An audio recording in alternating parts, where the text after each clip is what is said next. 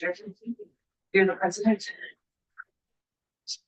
Good morning. We're back in action. We're going to spend some time with Vermont Farm Bureau. We have Mary White, Amber Perry, and we got to make sure that Mary gets on because she's got another place to be at 11 o'clock. So she's going to be talking about Farm Bureau on the radio. Absolutely. Yeah. So welcome. The floor is yours. Well, thank you for having us. I don't think we need much of an introduction, but we are the Vermont Farm Bureau. We are the oldest advocacy nonprofit grassroots organization for farmers in the state of Vermont. We've been active since 1915. So we have county farm bureaus in every county. So we represent from our grassroots up, and we recently elected a new board of directors in November at our annual meeting. So I am now sitting as president. I previously served as secretary and vice president under President Tisbert and President Folsom. So happy to be here and have a great board of directors behind us representing every corner of the state. So we are very motivated and ready to work with you all and be a resource in any aspect we can this year as we continue through this session. A little bit of background about myself. I am a dairy farmer and I'm also involved in the agribusiness insurance industry. My husband and I farm in Orange County, Vermont. We milk 135 cows with 3 Laidley robotic milking units now. And then we raise all our young stock and run a small beef herd. Where in Orange? We're in Corinth. What flavor of cows? The black and white. Yeah. Yeah, so we have a primary Holstein herd. We have a few jerseys mixed in. Really focusing on genetics and the longevity of our cows with a new system to make sure that we are providing the best possible care we can for our animals. Would love to talk to you at some point in time about the robotic part of it, but I'll let you get on with your presentation so we don't take away from you. So today we're here just outlining our legislative priorities as Vermont Farm Bureau for the session. So our board of directors again met in November, and the way we work is our counties meet. Then they bring the policies right from the grassroots from those members to our state annual meeting that we hold in November. And that's where we set our policy that you'll hear Amber and I speak about today and throughout the session. So we are very active in our grassroots, and we would encourage if you need a farmer to testify, we are across the board from a homesteader to large scale agriculture, conventional, organic, regenerative agriculture practices. We cover the entire spectrum. Yes, I believe you were talking about people to come in about preserving farming, and Yes. they should be a good resource as well. Yeah, what Senator Cuthbert is talking about is that we're having a wide ranging discussion about protecting prime ag soils, from the development, all trends of development. So, at some point in time, if you want to put a presentation together, we'd be more than happy to have you come in to talk about that. Absolutely. Was there a certain area or certain? Sorry. Good. The pros and cons, as farmers, as I look at it, and we used to come, I grew up on a dairy farm, and that my parents still own prime ag land that could be developed. We no longer farm, we rent it out to farming. But what would be the good part is saving it so it can be community farmed out. But how do we make that, if you've had generational farmers that the town or area that they have is viable for growth, how do we work both? I'm a little bit into Act 181. A little bit, yes, but to have farmers that come in that are maybe dealing with that situation, I Absolutely. guess testimony from them would be great. Absolutely. Absolutely. So I think we all know that Vermont agriculture is unique and it's part of who we are as a culture. We cannot say enough how much we appreciate you all being on this committee and having this representation here in the State House. It is vital to everything we do, and it is, as we would say, a priority in Vermont, and we need to make sure that it stays on the forefront for all of us. We sense a deep pride in being Vermont farmers, whether it's a first generation farmer who moved here or a multi-generational farm. It means something to be a Vermont farmer and to be a Vermont Farm Bureau member. And they feel that pride but it weighs heavily on them, with things that go on within the state house. If, you know, you hear about mental concerns and unstable markets, and it sure is a changing time in agriculture ever since COVID, and we're hearing that on the farm level. We're hearing that our farmers are feeling disheartened, they're feeling fearful of the future of agriculture in our state. And I think it's up to all of us to do a better job and to be able to make sure that we are bringing the whole picture of farming to the table when we make some hard decisions this year, especially as we look at a tight budget. Can I stop you for one second? You are the second testimony is talked about mental health. And now, you know, just I'll be really honest. I have been in here for a year and 2 weeks. And that was the furthest thing from my mind. And now it's at the forefront. I know that there was, and I asked our last for some resources, because now I'm feeling that we need to have as many resources in that, so they're able to farm as we do just the logistical infrastructure of farming. What are you carrying? What you were closer to it than I am. Yeah, so we do have a Farm First program, and we have And that's partnered, what we've partnered with them before, but it's still hard for a farmer to participate in a program like that. And it seems to be a great resource that maybe could use some additional leverage. I'm not exactly sure how they operate, but you know, we held seminar actually last winter, 2 winters ago. And we advertised an advertising partner with Farm First, but again, it's getting farmers in that room to feel comfortable. That stigma. Feelings. It's Feelings. right, it's hard, and we have to think that farmers, they are generally by themselves on the farm all day long. And you know, if someone stops to talk, sometimes they'll be there for an hour or 2 hours just because they're looking for that connection. They're looking for someone to talk to, and it can be a very lonely occupation. Then when you add all the financial and political pressures on top of that, it is a huge load that our farmers are carrying right now throughout the state. And I'm glad that we hear it, and finding better resources and maybe a better way to connect these farmers through one-on-one. I know Partners does offer some video counseling now that is a little, you know, less personal and actually having to travel or go to a group setting for one-on-one care. Thank you. Absolutely.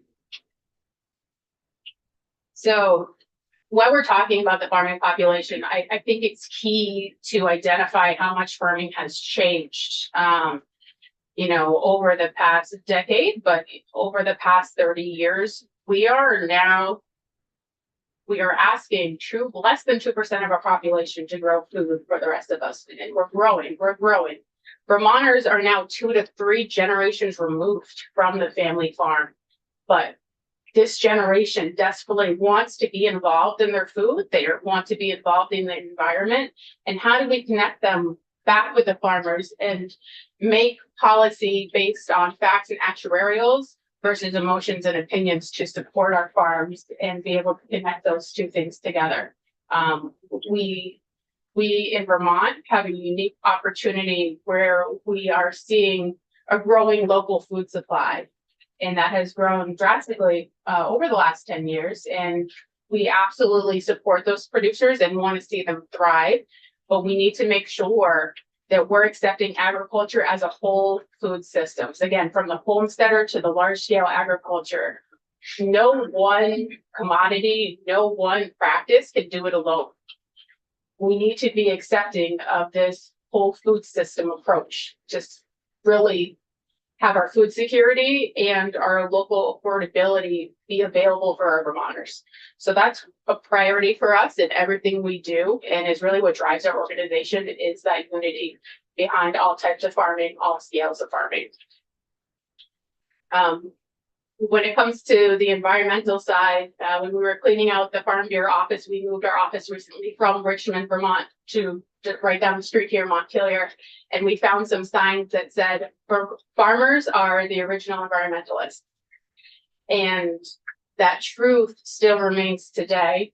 Our farmers, again, on all scales, on all practices, they believe in our environment. They care for our environment, our ecosystems, our songbirds, our honeybees, our forests, the health of the forest. Their families live there. They participate there. And recreation as well is a priority. A lot of our farms open their lands up for snowmobiling, for other recreational purposes. So we want to make sure that our identity as Vermont and Vermont farmers is all encompassing, and that we are trusted with environmental practices. I think we remember the RIPs that were implemented from the Clean Water Act. And we're seeing now we have 10 years of data from that program.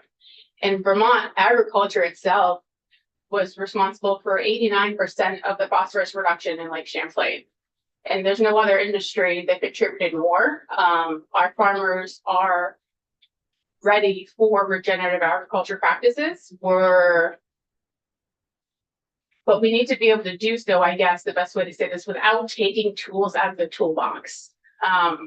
Some things that have happened recently within this building are doing just that. And we need to make sure that our farmers can do these practices that we're requiring of them with appropriate tools available. And we were at a meeting last summer with the EPA administration came to Newmont Farm in Bradford, and we had a great coalition of farmers and farm groups represented, and everyone at that table said, give us the tools. If you want to see different practices, make them when they're available. Vermont farmers will be the first to try them, but they need to be sound, affordable, and practical for us to be able to implement without taking away an alternative before we have something that we can actually use. So that's definitely on our minds and behind everything we do. And I think a lot of that meeting, which I was unfortunate I couldn't go, I was out of town. But I think a lot of it also said, give us clear guidance, Absolutely. show us the way, and don't move the goalposts. Absolutely. And because it costs a lot to it costs a lot. Government, funny, government doesn't really like to stop and change direction. They like to just keep on. Once they pass something, they like to drive it into the ground. They keep on going, but they expect everyone else to. And so that's where it gets expensive. I think if you're gonna remember two words, consistency and clarity, right? Those are what our farmers want. Consistency and clarity, right? In any policy that we're putting forward. So I just want to touch base. We'll dive into our exact priorities soon on our dairy sector. And we just we got the numbers on the close of their 2025 dairy economy. And between 2015 and 2025, we lost 50% of the dairy farms that remained. Within 10 years, we are down to 426 farms in the state of Vermont. And what is production? Has production also dropped, or have they picked up and production has stayed about the same? And that's a hard question when you throw COVID in the mix, because there were a lot of regulations on production driven by COVID. But overall, we did see a decrease. We are just finally seeing a national increase this year, which is driving milk price down right now. But overall, it was, I would say, fairly steady, but COVID did deem a heavy supply management on our farmers from a co-op standpoint. And when we look at the Milk Commission report that had just got released before COVID, it was a very strong report that was put out with a lot of great work that went into it. And it really deemed for a new national pricing structure and what that would look like from a supply standpoint. And I think COVID maybe showed us that at an individual co-op level, the supply control doesn't work for pricing. It doesn't impact the pricing. We saw farmers, got purchase quota that now doesn't exist, just to be able to keep their production in place. How many, you said 426 farms, how many members in your bureau? For dairy, Yeah. we don't have an exact number of that, but quite a few. It is our largest sector. Half, 3/4? I would say at least half. It is our largest sector of agriculture. When you look on a product scale too in the state of Vermont, 65% of Vermont products are dairy. And 35 are the remaining sectors of agriculture. And, you know, it's come to a point where we've seen this decline, and you look at the numbers even further back, 2012, we had 1,200 farms. And it's been a steady decline, and we've got to come to a point as a state where we put these committees together, we put these reports together. Where do those land us? How do we actually support our Vermont dairy farmers that are here? How do we support them to remain in Vermont? We have to remember our pricing structure is national. And there are independent states in the Northeast that have additional funds available for their farmers. And we need to get there. Well, I've been talking about that since I've been here. Yeah. And we need to get there. We need to get a pricing strategy that supports milk prices in the state of Vermont on a state by state. And the people that fight it are the people who are administering lower prices and lower prices and lower prices.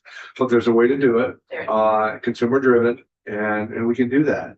We just need to get the right people behind it. Absolutely, absolutely. And I'm just hopeful that, you know, we have talked about it a long time. We've had this conversation with Bobby Starr for a very long time. And we just don't want to get to the point where we're sitting at 200 farms and then we finally decide to make that decision. Right. We need to, I think we're at a It's very easy. pivotal point now. It's very easy to do. It's very, very easy to do. And maybe we can start on that a little bit. Absolutely.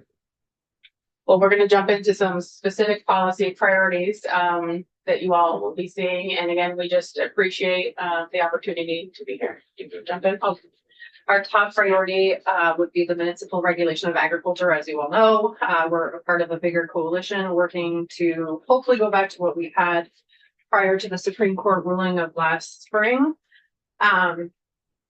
Again, consistency and clarity, that's what we're pushing for when we're looking at different municipalities regulating farms.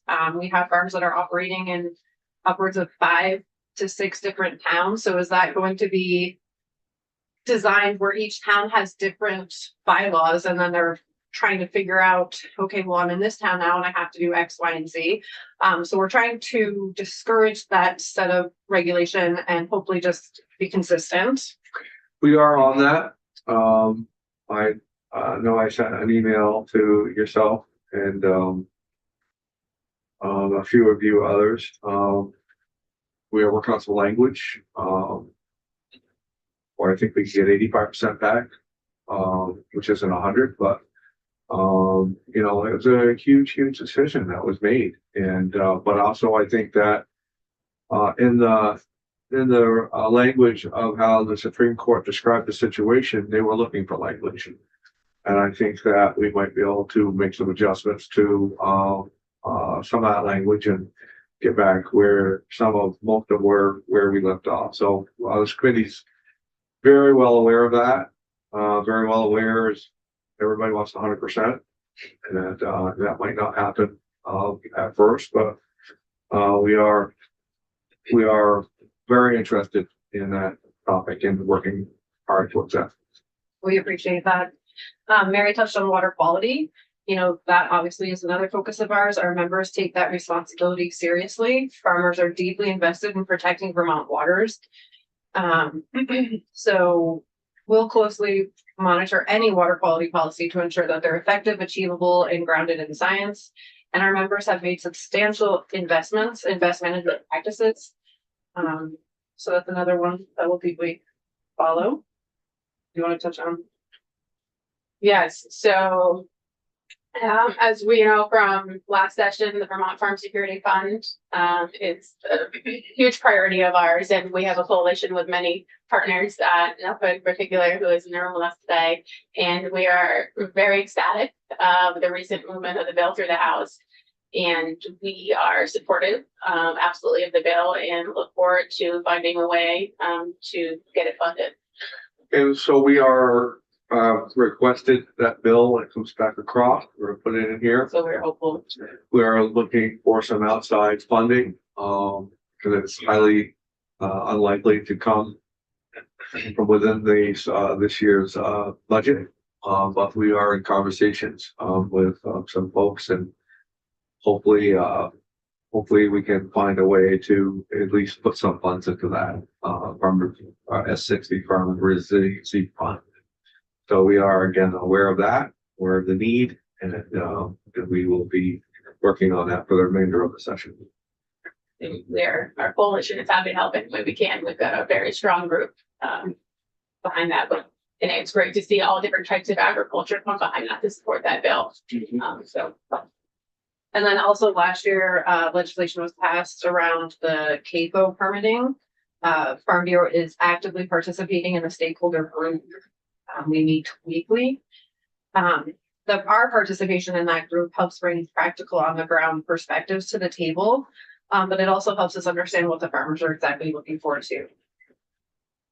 And you had some language in another committee in the House that seems to be interpreting something different than what was there, and Yeah. we hope that you folks are in there as well and battling hard in there. Yeah. And then Act 250 and Act 181, we've had a lot of members express extreme concern in our rural communities. I think the governor said it best in his speech yesterday that the rural rule should be repealed. That doesn't do any benefit to our farmers and our rural communities when we're trying to increase housing in those areas. A lot of our rural landowners are weary and feel some distrust in the way that things are being mapped out for tier 3. There's a lot of rural concern about farm properties being put into conservation and wildlife corridor sectors, and what that means for Act 250 and building later on the farm for their children, for their grandkids, and for their businesses. We do have a lot of farms that operate in that tier 3 district. So it is a huge concern. We've had members from across the state, and we've encouraged them to go to their planning commissions and work at a rural level, as we all know that the towns have been tasked. But this is a huge concern for us, and we hope to be able to share some stories with you all if that is helpful at any time that we need to have our rural community members visit us. It's something needs to be adjusted. We can't be putting labels on farmland that's actively in farmland as wildlife corridors and conservation districts when it's actively involved in agriculture and it's actually able to be developed as housing. When we look at a lot of our farm communities, that's where they're building. They're not building in our already congested town areas. A lot of us don't even have water, sewer, etc. In our towns. And they're building on the hills in those areas. And if a farmer wants to subdivide, I hear a lot from a lot of maple producers that they were planning on subdividing this out for their children to build a house to be back on the farm. And they're very concerned that this would prohibit them from doing such. Very concerned. And then we also follow current use very closely. Our members participate in that program, and sometimes it makes a difference of them being able to farm or being forced to sell the land for development. Any changes to that policy should definitely be carefully considered on the impact of farm viability, land access, and the next generation of farmers. And those are our top priorities. Ag labor is always on our radar. We're happy to discuss that in any capacity, any length. We are, American Farm Bureau is working nationally on that as well as priority for them. I know we've had a lot of conversations in the past years over what that looks like for us. And we always support keeping our H-2A visa program, but we are also on a national level hoping for a year-round program as well for a visa structure. To help our Vermont farmers. Yeah, well, we're aligned. We have a great committee. They work hard, and yeah, we have a lot of issues. I mean, from as Senator Majors pointed out, you know, the mental health is starting to creep in there in a pretty strong way, which is to be expected when you are on a bad cycle of milk pricing, but there's a lot of other, you know, I think it's fair to say that farming is under attack in a lot of different areas, environmentally, regulatory, pricing, and when you're talking about, better than $9 billion. Actually, the budget of the state of Vermont is the same amount as what ag related industry produces in this state is responsible for, like $9.4 billion. So so we understand, we're aligned, we're gonna get the best deal that we can get for Vermont farmers. I know Farm Bureau is very, very concerned about the Supreme Court ruling. We might not get everything that we want, but as we have pointed out with NOFA, with a lot of other folks in the building, I think this is the first time that I've seen that farmers all groups are aligned. And that, we recognize that we are a very broad coalition from very people baking 12 loaves of bread to milking 5,000 cows. It's very, very important and that we all stay together and work together and we all remember that we're in the same family. So, we're here, we're fighting, and anything that you need, just come on in, or anything we need to be aware of, we're here. Absolutely. Well, we appreciate your time, and it's gonna be a long year, hopefully not as long as last year, for you all, but, there are so many important topics to cover this session. So we again are so appreciative to have you all in these seats and forward to it. Well, thank you. Thank you. Linda will